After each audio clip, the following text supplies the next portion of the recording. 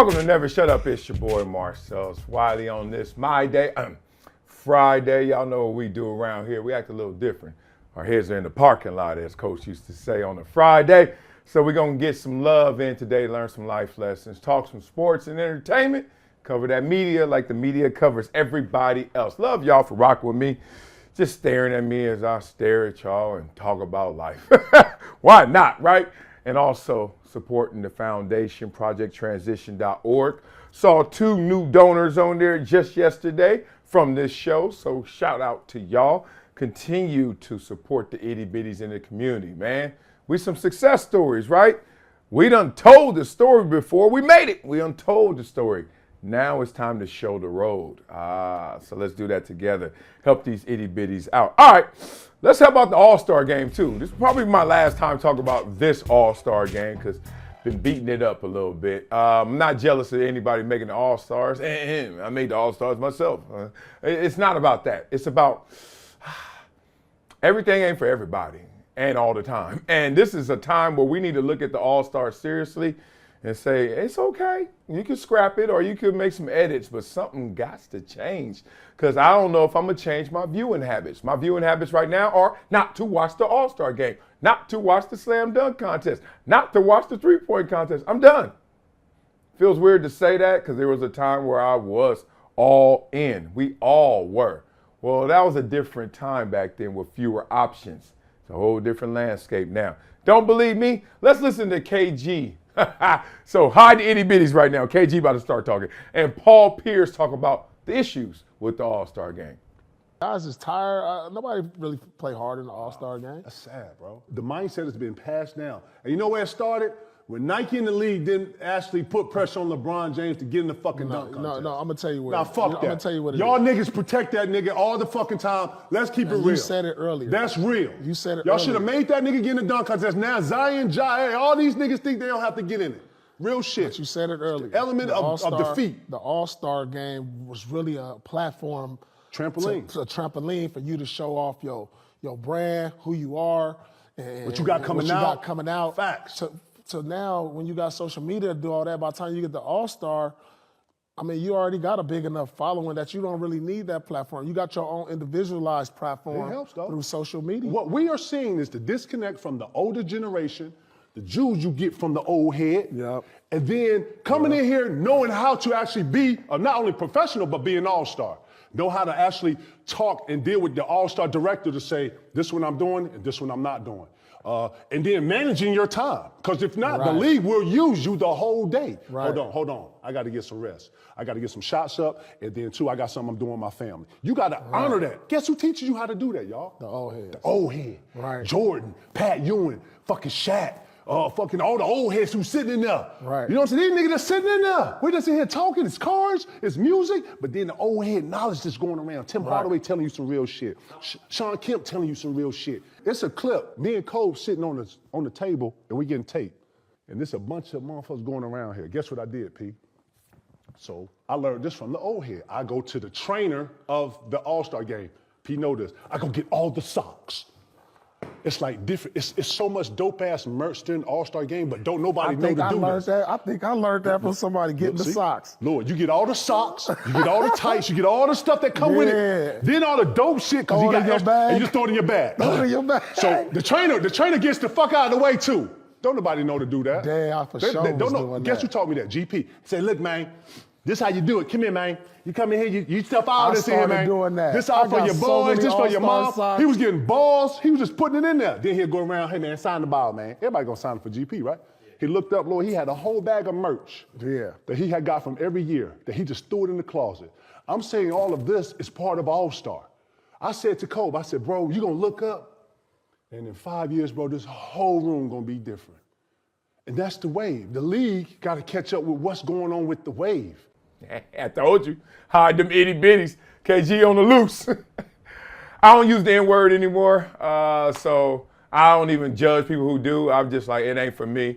But damn, it was never like that. Now, I ain't never, ever N-worded ninja like that. KG, God, dog. There's a video of him on the bench. You scrub ass nigga. That was one of the best videos ever. Anyway, they had some great points in there. Let's start off with some of the stuff I've been saying. It feels good when you say something and you kind of outside your lane. Like, I'm talking deep basketball politics, right? And then the basketball players say the same thing. I'm like, I know. Not because I'm smart, just because it's kind of obvious to everybody. Like, dog, we know the issues with it. So it does start, for me, it starts to turn and shift when LeBron was mentioned as performing in the All-Star dunk contest. Remember that? I don't know what that was. His rookie year, second year, third year. They just kept saying it every year. LeBron gonna be in the dunk contest. Can't lie, I was real hyped for it. Kind of like the Detox album from Dre. You're like, when the Detox album coming out? I did hear from somebody who swore me to secrecy. Remember this moment, somebody huge is coming out with an album, and y'all ain't gonna guess it. But when it comes out, and then after it's out, I was mentioning this moment to remind y'all I knew who it was. Insane. Two albums. Insane. Anyway, Nike and the NBA didn't put pressure on LeBron, so it never came to fruition. I don't know if the pressure would have worked anyway, because think about it. I'm sure they asked him. I'm sure they put their pressure on him. And LeBron already had a big enough brand, was already a big enough name. Didn't he come in with an $80, $90 million Nike deal? He like, I don't need to do it. And that's my point. Y'all stop giving these old timers credit like they played harder. They were tougher. Oh man, the All-Star game was better because they cared more. No. The politics at play forced them dudes to go out there and do that. Nike was looking at Jordan like, sell them shoes, especially at the All-Star game, because as they said, the All-Star game back then was a trampoline for your brand. Now it's a wet blanket for your brand, because there ain't nothing but downside for most of these guys. Think about it. Imagine LeBron James right now, he's too old, but do the dunk contest when he wasn't too old. All y'all gonna do is say, that wasn't perfect. Oh, that wasn't that fresh. Oh, I expected more. Damn, he that big and that's all you gonna do? Like, we are already built to knock him down. He's coming from too high, right? Jordan was a great individual scorer who had some new shoes, and it was on tape delay damn near almost, but they just came off all the, they got their deals with the networks. It was fewer channels. We never saw Jordan outside of him playing and that Ferrari, him walking into the stadium and out. We didn't see Jordan and him with Ahmad Rashad on Saturdays. We would see him a little bit. That was it. So when we saw him and we saw he had some shoes and he was flying through the air, but why was he flying through the air? He wasn't doing it just to show us he could dunk. He had to sell them shoes. Nothing wrong. He sold them shoes. Shoes selling more than anything right now, today. So it was smart back then. But now, it's a different animal. These cats walk in branded up like LeBron. LeBron's shoes are going to sell. They ain't selling like Jordans. Well, nothing's going to sell like number one but number one, damn it.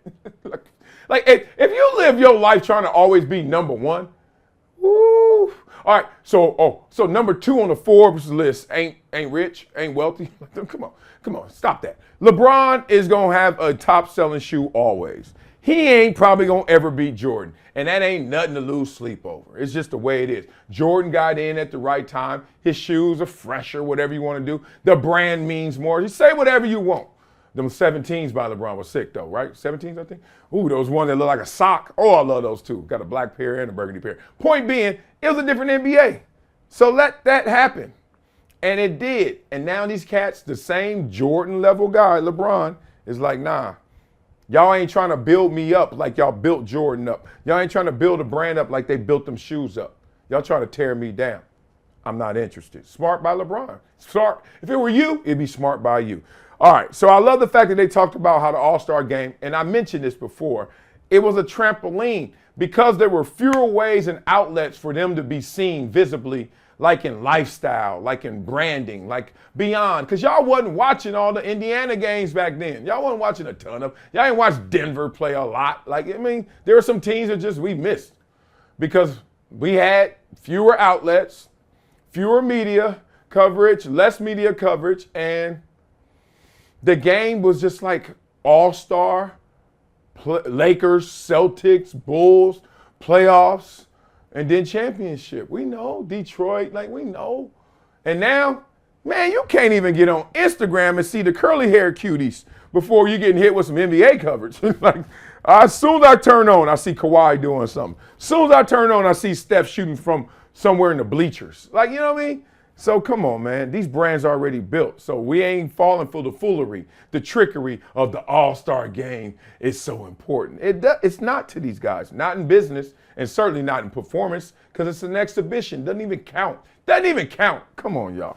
So I like the fact that they did mention some of the positives of the All-Star game. And I don't want to gloss over that.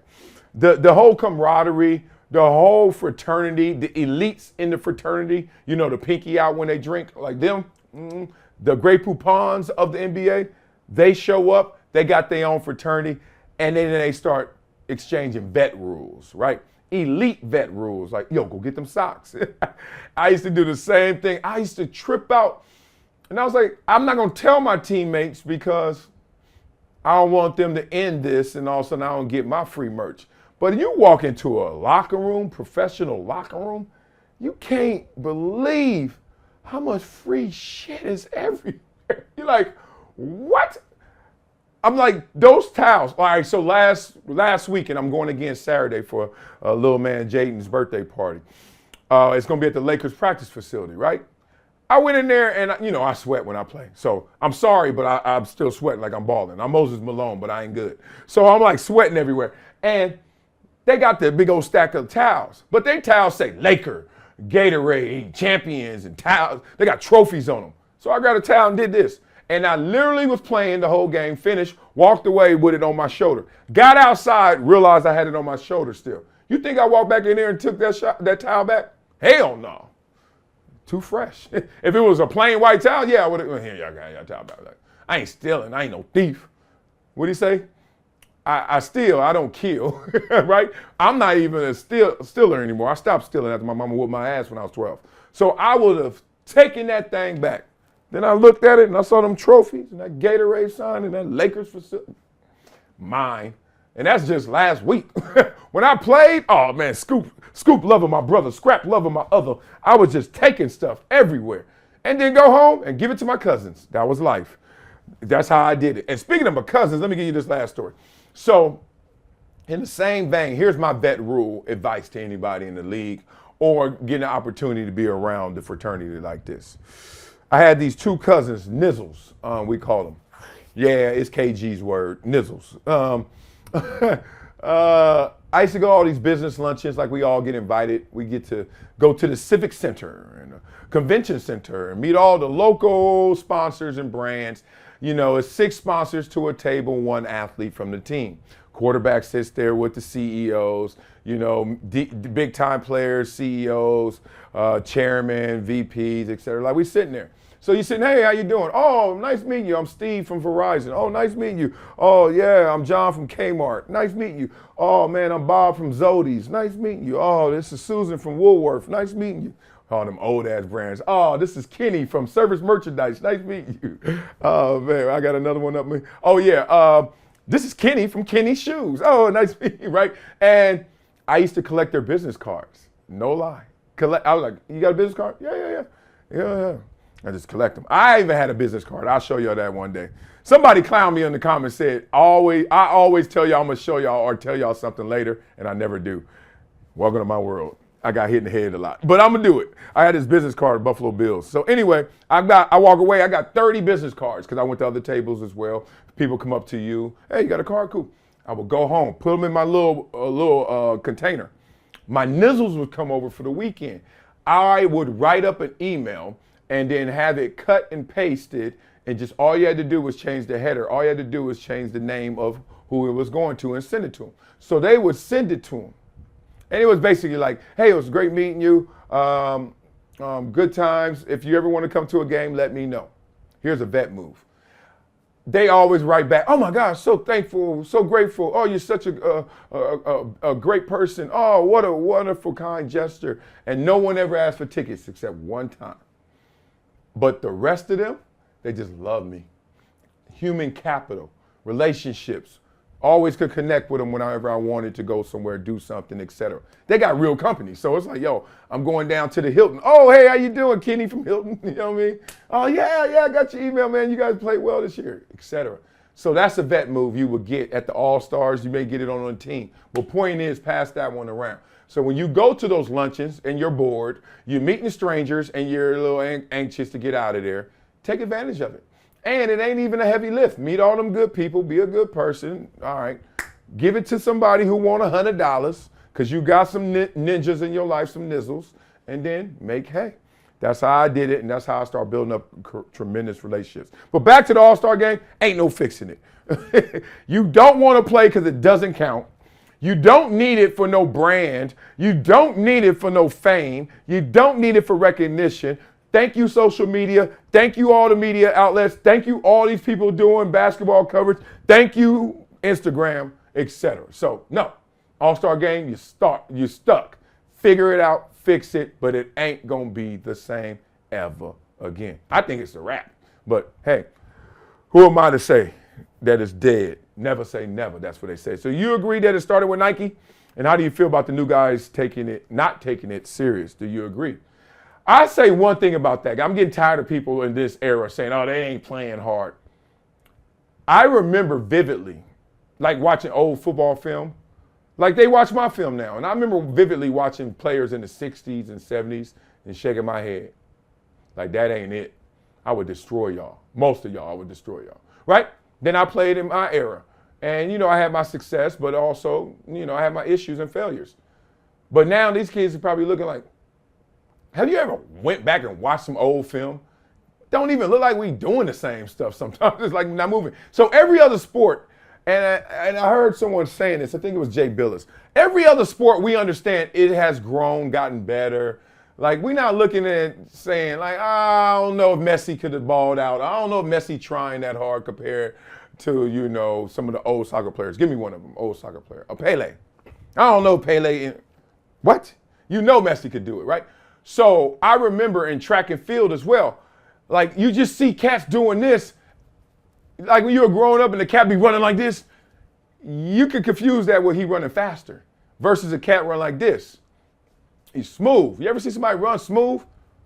And y'all be like, oh, he ain't even trying to run hard. You heard yourself? He ain't even trying to run hard. Check the clock. Check the clock. Damn. Y'all who say that the NBA and these guys are not trying hard, I don't know where y'all watch the NBA. Maybe you're watching it at home. And y'all all know, if you ever go to a game, watching it at home, the NBA, you're getting robbed. You don't see these giraffes going around. You don't get the dimensions. Okay, so then you go to a game, and I ain't trying to floss on y'all, but let's talk. I've sat in the 300s. Going to an NBA game in the 300s, you missing out on the sound, and you missing out on the dimensions because you ain't on their level seeing like, that sucker 6'11" doing that. So you looking down like, oh, look at them little dudes. Oh, and then you all are arrogant. I could play basketball. I play every weekend. So you think what you doing is what they doing. Man, stop.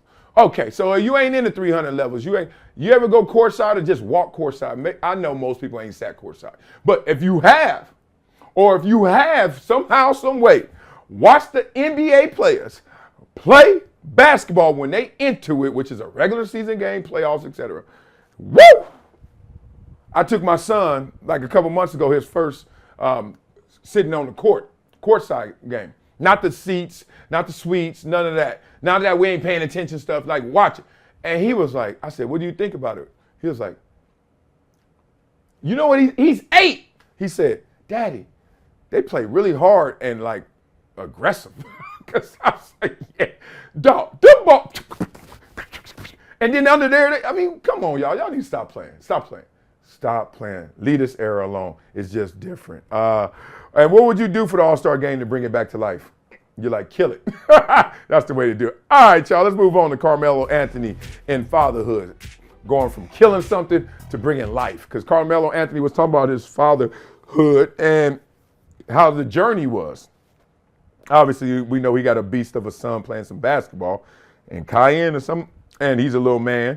And he was talking about how fatherhood shaped him and how fatherhood was for him, especially because he was a guy who grew up without his father, it sounded like. Let's listen to Carmelo Anthony fill in those blanks and talk about fatherhood. Let's break that down. Yeah, I got a son. Like, we gonna have fun together. Yeah. I was projecting what I was missing, meaning not having my dad around at 2 and growing up in Baltimore, Red Hook. I'm projecting shit that I used to say, like, damn, man, I wish my dad could see this. Yeah. Yeah, this game. I wonder what my dad would have did. You know what I mean? He'd have came outside and seen me fighting. Or, you know what I mean? Like, little things like my dad ain't never teach me how to ride a bike. Like, those things is like, damn. As you get older, so when Kai came, it's like, holy shit, I get to do this all over again. You about to ride a bike at 3 months. you know, that was the actual excitement. Like, it was more like a little brother to me at that point in time, because I was always the little brother, and I always craved for a brother, like not a younger brother. Like, I wish I had a younger brother that I can be a big brother to. So when Kai came, I was still in that, like, man, I'm gonna take all the game. I'm taking them over here. We gonna do this, and I'm gonna dress him like this, and I'm like all the things that you wanted to do. He was your black my buddy. He was my black my, and but that's so real, right? When you really put it into perspective. Yeah. Right. It was a void it was something that I was wanting, that I was needing, that I was yearning, which was my buddy to be around, he was my little brother. Now that I put the knowledge to everything, it's like, that was my little brother. That was the part I was yearning. So I felt good with the black my buddy. With Kai, it was the same. He was my black my buddy at that point in time. Yeah. Yeah, I love the fact that he said he was projecting what he was missing, because I'm guilty as well in a different way. Because y'all know my oldest, I was a baby daddy to, and now I'm a father to these other 3. Yes, I'm a father to Morocco, my oldest, as well. But look, I'm accountable. I get it. Like, y'all out there walking around talking about, oh, I ain't with the mama, but I'm the same daddy. Stop lying to yourself. It's okay. It's okay. I'm going to help you, boo-boo. You ain't the same daddy because you ain't available. Right what I'm saying? You ain't the same running back who half the game ain't there, and then the other half he gets the ball. Like, they ain't the same running back versus somebody who's there all 4 quarters. You miss a million things every day you're away from your kids. That includes being a baby daddy with custody and part-time custody, or even full custody, but you got to share custody. That includes business trips. That includes vacations that you take with the wife without the kids. Like, it's okay. We all are guilty in some form or fashion. Some of y'all way worse than others. Here's the thing. When you ain't there for your kids, like I tell you, if the parents don't raise the kids, if the house doesn't raise the kids, the streets gladly will. When you ain't there with your kids and they got a decision to make and they got $1 million a day, guess who's going to make the decision for them? Either their 5-year-old self, good luck with that, or whoever's around them, and good luck with that. Right?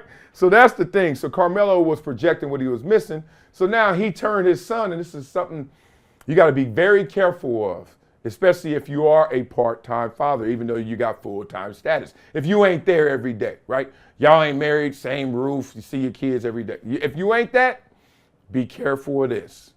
Turning your visitation, turning when you guys are together into a party. That ain't your black or white or orange or beige, my buddy. That ain't. But that's what happens. That guilt gets into you, don't it? You see them, you ain't seen them in a week, or you ain't seen them in 2 weeks, you ain't seen them in a month. Oh, what's up, man? Woo! You got big on the eye, daddy. I mean, I ain't trying to poo-poo on it. I'm trying to get to the real of it. That's all beautiful. But the next stop shouldn't be Baskin Robbins. We need to talk. We need to communicate. You got 2 different sets of rules in your life. We need to know where we merging at and where we are diverging so that we can have a kid who ain't being torn, right? Can't serve 2 gods. It's tough. So get to your kid. Stop throwing parties and fiestas first. I understand you got to make it feel fun and good because you feel guilty, and the kid will make you feel guilty. Like, you ain't been here. This is what we doing. We're going to the library. We studying. Really? That's it? And I'm like, yeah, we're going to do some of that. We're going to do some of this. So I know how tough it is when you talk about that. I also know when he's like saying that I'm looking at him like my little friend. I'm looking at him like my little brother because I wanted a little brother. And what it is we all got to understand how deep the contributions are from a parent to a kid. Like, we really got to go there with this society right now, because frankly, we let narratives go where, oh, if you ain't there, it's still like you there. Or, oh, the community in the village, man, village? Like, I love that one, because they try to bring that into you, like, if whether you black or not, or like, man, everybody helping. I don't need all that help. like I got this, right? These my kids. What are you talking about? Like, I understand, yes, they will be over your house at times. And yes, there are times I'm gonna trust them when they get of age to be unsupervised, right? And yeah. But the village is not raising my kids. My kids are gonna be raised in the village, right? And they're gonna go out in that village, and then they're gonna be like, damn, who raised you? Pretty dope. I'm like, right here. Did you not? Waiting on the village to show up? You know how irresponsible people are? You don't believe me? All right, y'all remember when we had those group projects in class? You remember that? And your best friend be your partner, and he wouldn't do none of the work. Now you're gonna raise my kids? You can't even do a fucking ceramics project due Friday. I gotta call you on Wednesday and Thursday. Come on, man. Get the glue. Where the sticks at? He like, oh man, my bad, dog. I'm gonna get them. Stop tripping. You act like it's Friday already. You remember those days? Golly. I wasn't perfect, but I didn't play video games, and I didn't delay my ceramics project. So I was like, that's ceramics, dog. I don't like doing it, so let's hurry up and get it done so we can do this. Like, right? So I just like the sound from him. I like when people show you what they're really going through. Like, I don't like to impress people with accolades. I like to impact them with scars. And I love the fact that he did that. He showed you one of his scars. He showed you what he was doing wrong and how he tried to correct it. So love for that, man. And can y'all relate to anything he said? Beat it up in the comments. And do you ever think, or more importantly, what have you done in projection to your own kids? Beat that up. For me, it was, my dad was always there, but he was quiet. So me, I try to be like really engaging with my kids, like talk through everything, and I probably overdo it. I ask my kids how they doing all the time, and what were you thinking in that situation? Like, I'm always emotionally into the content of the moments. I don't think it's a bad thing, but it is a projection, because I didn't get that growing up. So tell me what y'all think. Beat it up in the comments. All right, let's listen to Mike Tyson talk about discipline right here, because, hey, we're on this channel to talk through life and sports and entertainment to get better.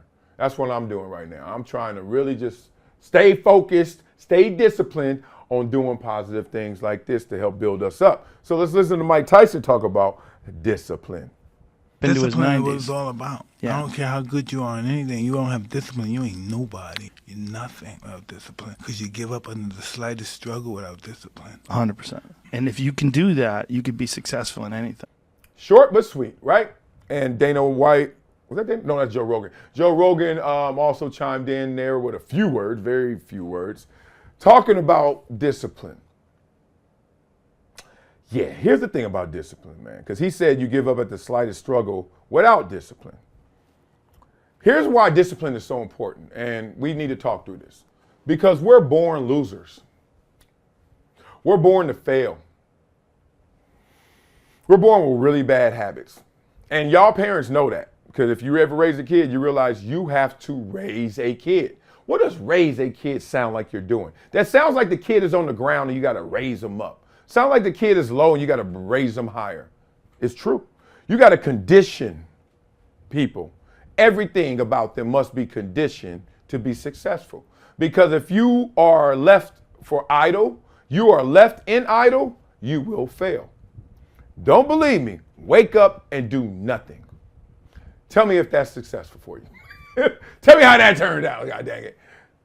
So every time I see somebody successful, I always salute them, because I know how hard they had to work to be successful. Because if they were left to lazy ways, they wouldn't be there. You can't be there. You may be lazier than a hard worker, but you ain't lazy compared to the masses.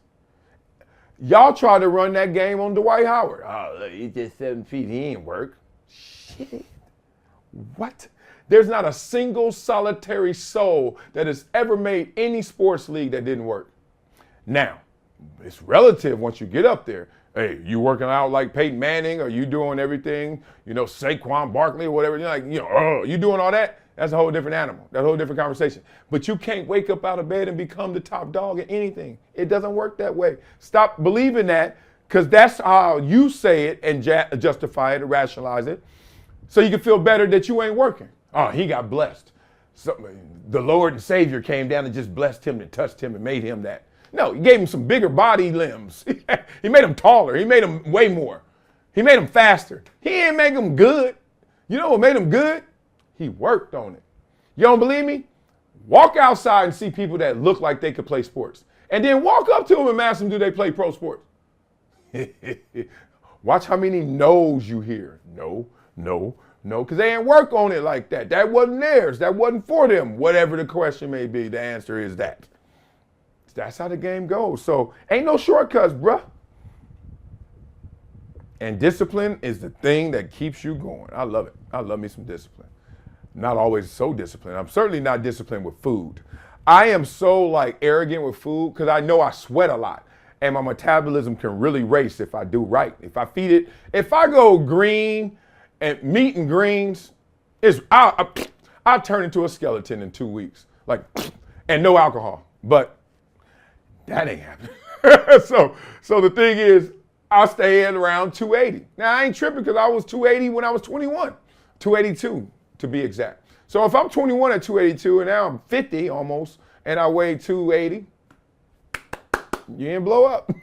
But it don't look the same. The same, no way. It don't look the same, man. Oh, man, raggedy. Belly. I got a belly, dog. I had a little belly when I was little, though. My mama was big. So the point being, stay disciplined, y'all. And stop making excuses. And you know how you make excuses? By looking at somebody else and saying something bad about them is your excuse. He don't work hard. Look at him. He just got hooked up. I hate people like that. I'm like, he ain't get hooked up. You just ain't hooking yourself up because you ain't working. Hook yourself up with hard work instead of saying he ain't working hard. That's how he got up there. Woo! That's why I don't hang around a lot of dudes sometimes, man. I'm like, shut up. Dudes be haters. I think, how they say God is present when there's two or more. I think haters are present when there's three or more dudes. Every time I'm around a gang of dudes and somebody hating, they always like this. And please don't tell me it's the dudes I'm with. I think it's just we competitive. And some of us want to play by the rules and some don't. They just be like, man, what that food talking about? Man, look at him. What do you mean? Look at him. I wouldn't wear it, but he looked fresh in it. Nah, you don't got no. Whatever. I don't know. So maybe I hate too. Let me see how I hate. I hate when somebody wins at something the wrong way. I hated drug dealers. Growing up, I hated gangsters. I used to hate people. I hate I hate shock jocks. I hate that. I hate, what else I hate? Tell me what y'all hate in the comments. Beat it up. I hate girls that mess up their face especially, but the whole BBL. I'm not lying. I'm so glad I'm married and out of that game. Ugh. Oh. I mean, I ain't gonna lie. Some of them look fresh, and they say the best ones you don't even know and can tell. But I'm just looking at somebody like this. How you doing? I'm like, it reminds me of when I used to see girls who I wanted to date, and they had cigarettes, and they used to smoke cigarettes, and I was like, ugh. I saw Megan Good smoke a cigarette one time. This is way back. That's the homie though. Way back. I saw her smoke a cigarette. I smoked cigarettes too, so that's how I saw her. And she put a cigarette to her lips. I was like, Megan, you're too pretty to smoke a cigarette. And I was like, that ain't right. I'm out here smoking, talking about her. But yeah, as soon as a girl smokes a cigarette, I used to go like this inside. Like I'm not talking. I don't care who you are. Halle Berry, smoke a cigarette. You want to go on a date? No, I'm good.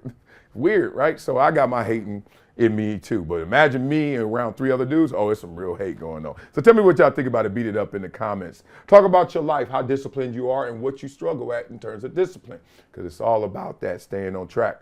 And the last thing I want to say is Mike Tyson is just an amazing example of dedication, getting in there, distraction, rebounding, redemption, just an amazing story. Tell me your thoughts in general about Mike Tyson.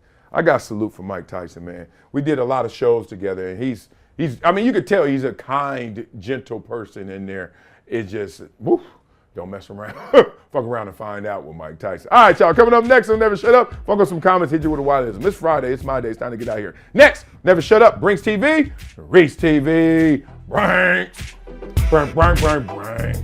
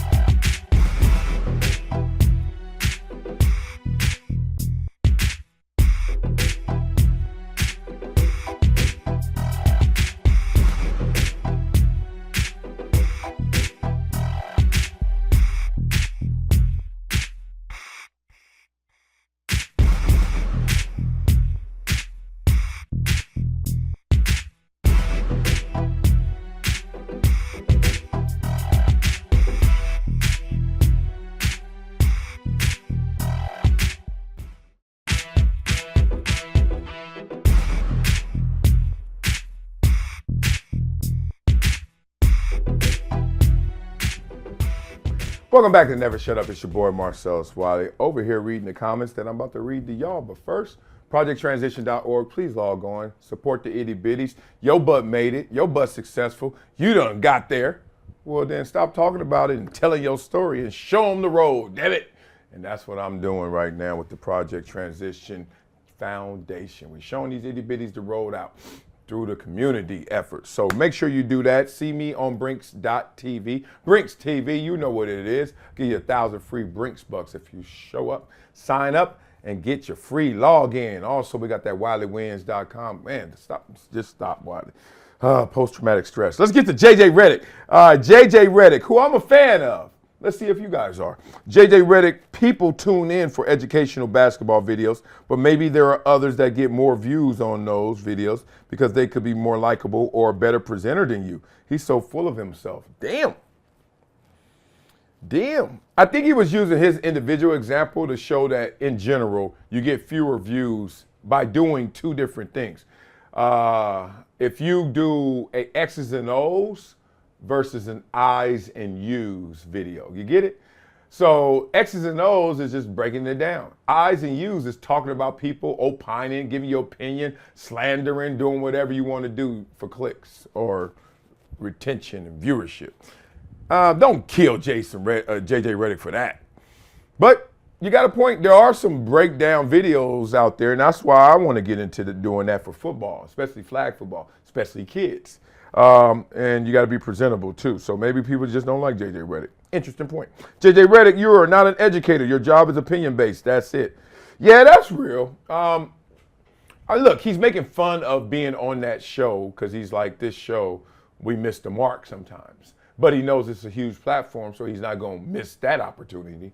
But it's funny to see him just go through that vicious cycle of condescending, clowning, and then at the same time, supporting and being a part of it, right? So nothing wrong with that. Let's talk about this. Man, JJ worked for ESPN. ESPN literally has entertainment in its name. What does JJ expect? I think what he expects is to not feel the pressures to fully entertain. Maybe he's a balancing act. Maybe that brain at Duke is a big brain. And he's like, can I use some of this side and that side? Maybe some of that. But it does also come off, and it can come off, like, you ever throw an all-white party and somebody show up in black or gray or just some color, and you're like, and it's really a middle finger to you. Like you could have taken the time, or you could have found something already in the closet, or you didn't have to come. Like, it's really not like, but then they always come in and like, oh man, my bad. Like, and it's like, then you feel the pressure of not being petty, of kicking them out. And now your all white party it's not all white anymore. Like, literally you done changed the name to almost white party. You know what I mean? So I've been there before where someone is doing something that really is out of code, out of line, and it makes you feel worse. or makes you look bad if you correct them. If I throw an all-white party for my 50th and y'all show up with anything but all white, security, get their ass. I'm for real. He didn't say it was KD's job to educate. He said if KD wants people to know his position, then he needs to educate people on what his position is. Well, he is wrong. I'm playing DN, then I'm playing a little hybrid. I'm playing an outside. I'm playing a little drop back linebacker. I'm not about to, you better learn. You better recognize, or don't learn. But don't come at me like it's my job to teach you. This ain't class. This is me schooling you in ball. All right, black voters. Oh, this is going to be fun. Stereotypes are always true. That's how they become. It doesn't mean they are bad. It's really very simple. Don't be soft brains. White people suck at dancing. That is a stereotype. And that is true in general. But don't get it twisted. My daughters do gymnastics. Let's just say the best dancers in there are the gymnasts that are older that are white. So you ever see them like dance camps? You ever see them Korean dancers like on YouTube, the break dancers? Like stereotypes exist for a reason, a real reason. Just don't let it limit you in your thinking and thinking that's how it goes. That's why White Men Can't Jump was such a good movie. You're like, really? He can jump? He really couldn't even jump. He really didn't jump. Woody didn't jump. Woody just balled. White Man Can't Ball? That wouldn't have been a good movie. All right, let's get up. Oh, man. I ain't doing that. Max Crosby, good versus great. It was just too long. Golly, y'all writing books. Dang, I love y'all. Appreciate it. Dang, I needed that motivational analysis on what Max Crosby mentioned about greatness. I have a very successful life and well-educated travel. Okay, but I've never read a book in my life unless it was for school purposes. Damn. Even then, I skimmed through them. My goal is to read a book a month and increase the volume monthly. I know I'm missing so much information, life lessons, and excitement by not reading. At 46 years of age, I need more of the three while I can still absorb them. Props. I won't lie. I've always challenged people in this. You don't have to read to gain knowledge. Some people, all right, here's the thing. Some people need different forms of engagement to process things, right? Like there are people who need to read instructions to learn how to do something. There are people who need to play with said thing to learn how to use it. There are people who need to see an instructional video of it to learn how to play with it or build it. Maybe you're a video guy. Like YouTube is full of smart stuff. The internet is full of smart stuff. I hate when people say, like, we think highbrow because you're reading a book. First of all, you can transcribe a book and see a video or whatever, or just hear an audio book, and it'll take you a few hours, right? 6 hours. Or you can read it and take you 6 days or 6 weeks. You know what I mean? Between interruptions, you got to really focus. This is really a big conversation with kids. One of the reasons why kids love iPads is because it responds back. You touch it, whoa, it lights up. Move this, whoa, the little mouse goes. Oh, 2 + 2 is 1, 2, 3, 4, 4. Ring, stars come. You go to a class and give a kid a piece of paper, and it says 2 + 2 equals. And then the kid has to write 4. No stars. No moving mouse. Nothing. Same result. He now knows, she now knows 2 + 2 is 4. Or you can teach him, whatever it may be. And I am not the one to slight people like that. I'm not saying all screen time. I'm saying there are different ways to get the knowledge. Don't beat yourself up. If you ain't read a book and you're successful and well educated and traveled, okay, you're not a book reader. I am not a basketball player. It's okay. I know I'm 6'4", 280, and I'm big and black and bald-headed. And if I lose 30 pounds, I look like Michael Jordan. Well, 20. Me and Michael Jordan look a lot like now, but back then. Point being, and like, don't beat yourself up on that one, big dog. Like that's why they used to give out surveys. What's your favorite form of music? And everyone who was well-educated would always add classical. No, you don't. Then the same test checked some meters that they were giving them of how much classical music they listened to. Almost 0. But on a survey, all of them said classical. And then during the meters, almost none of them listened to it. Just sounds like it. Oh, opera. Oh, the musical. Shut up. You could be dumb and still go to those things, right? So don't beat yourself up, man. You're smart. You just don't read books. All right, y'all know how we finish every show with a Wileyism. Yeah. It's not what you're capable of. It's what you're willing to do. When we start looking at life and potential and kids and opportunities through that lens, it's like, stop looking at, oh man, look at them. Oh, they could do that. They could do that. I'm gonna give them an opportunity. They could do that. Nah.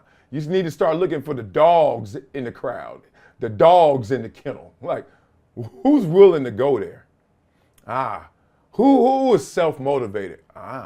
Like, bet on the ones that you know are willing to do it, because those are the ones that's gonna figure out how. Because if you're willing to do it, that means you want to do it. And if you want to do it, you're gonna figure out how. Versus, I can do it, I'm capable of doing it. You haven't asked me really the good questions, like, do I want to?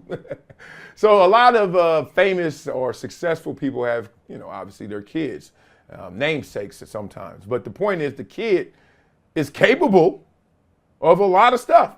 And then a lot of them complain that the kid is not willing to do it. Why? Because no one asked him, did he want to? Or you forced it on him. Or he's capable but not willing, etc. So I think the best way to do some analysis is, obviously you got to qualify in criteria. Like, you got to be capable of it. But let's not stop there. Let's look and see in that dog in them. So it's not what you're capable of. I'm looking for what you're willing to do. That'll do it for today's episode of Never Shut Up. Hopefully this positivity through my weird way of talking had an effect on you. And if not, come back Monday. We'll do it again. I love you guys. Have an amazing weekend. Pickleball time. Yeah, yo.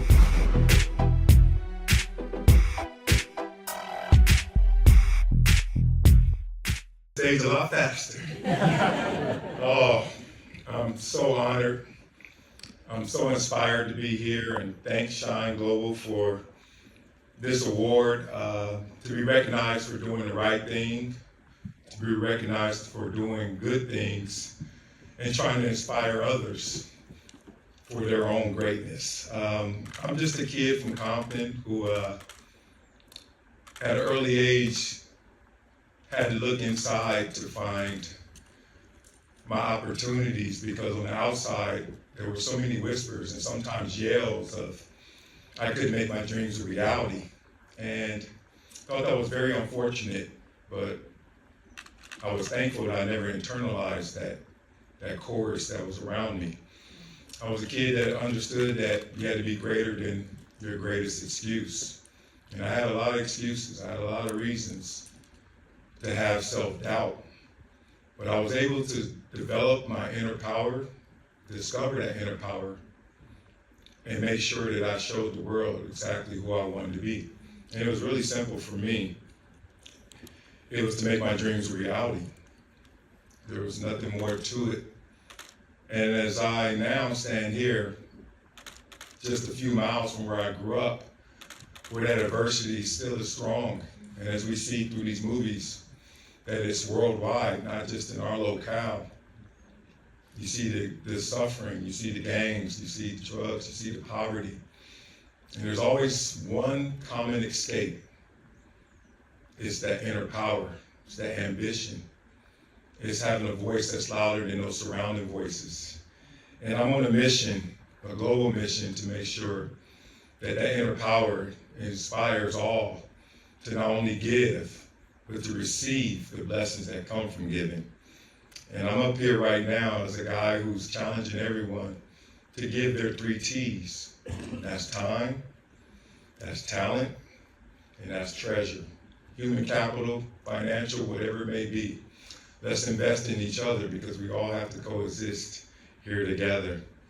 And as I look around and I have a foundation that really inspires these kids to become their greatest version of themselves, and to look in the mirror to make sure that they're greater than their greatest excuse. It gives me my greatest passion.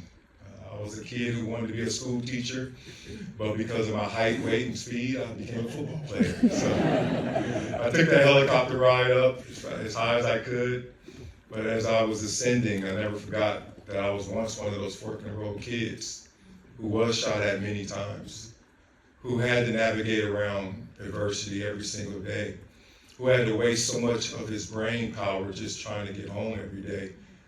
And so many experiences that sometimes you become desensitized to. But in reality, that is someone else's reality. So I'm so thankful to stand in front of all of you guys as an example of the kids that we're trying to affect, the underserved, the underprivileged, those who are told that their hardships are greater than who they are.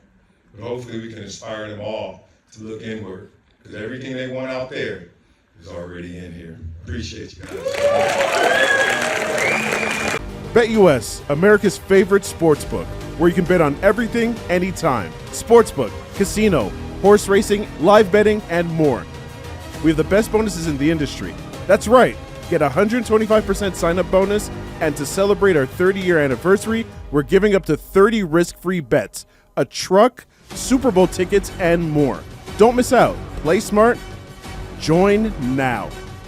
BetUS, where the game begins.